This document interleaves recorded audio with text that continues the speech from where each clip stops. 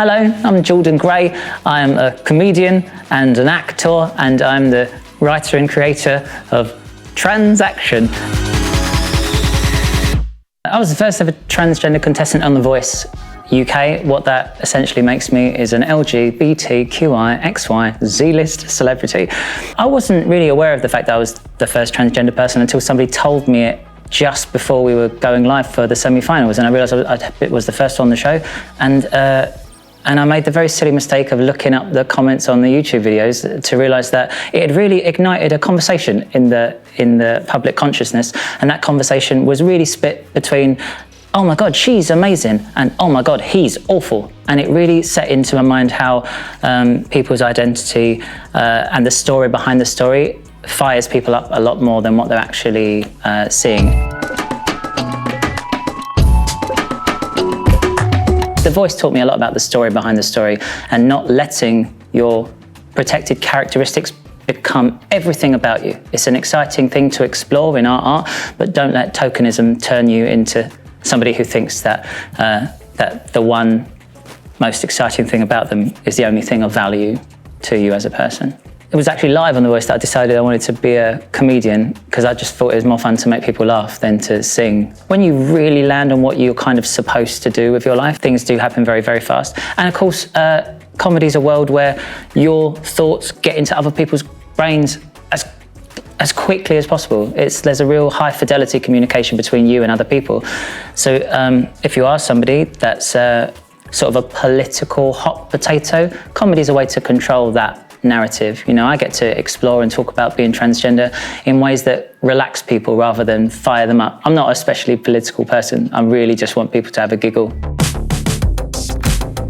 My first show, my debut show, Is It a Bird, took off at the Edinburgh Fringe in a crazy way, crazier like I couldn't have predicted. And then it took me around the world, and it happened again in Australia, and it came back.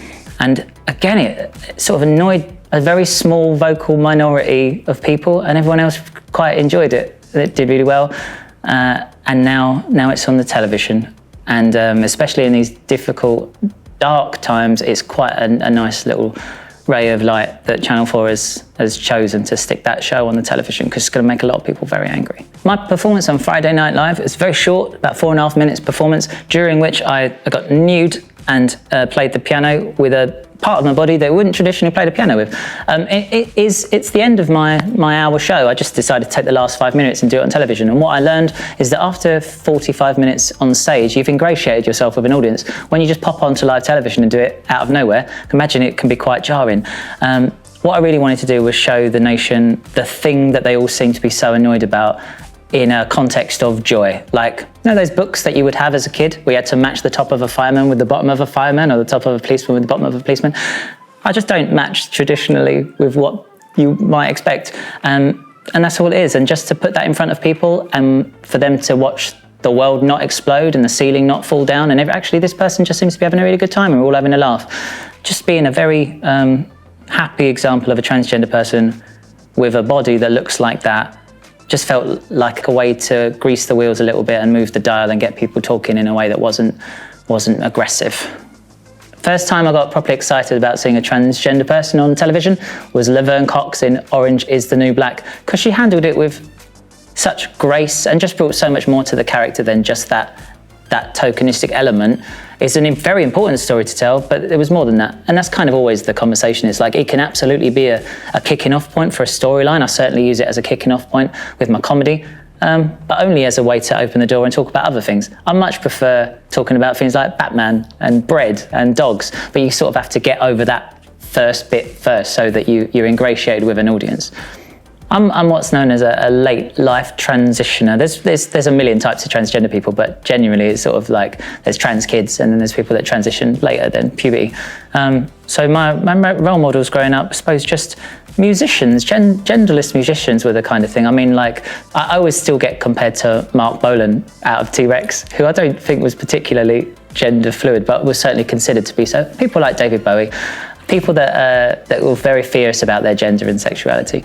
Nowadays, the people that inspire me are the people I'm physically on the ground with all the time. I'm a comedian, so I'm surrounded by so many amazing up-and-coming, incredible performers.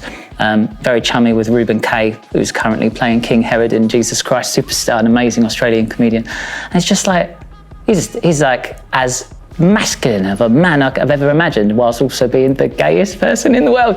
I just love it. I love that those two things are now completely conflated. There's no more of a man than Reuben Kay in my mind. People like that inspire me all the time.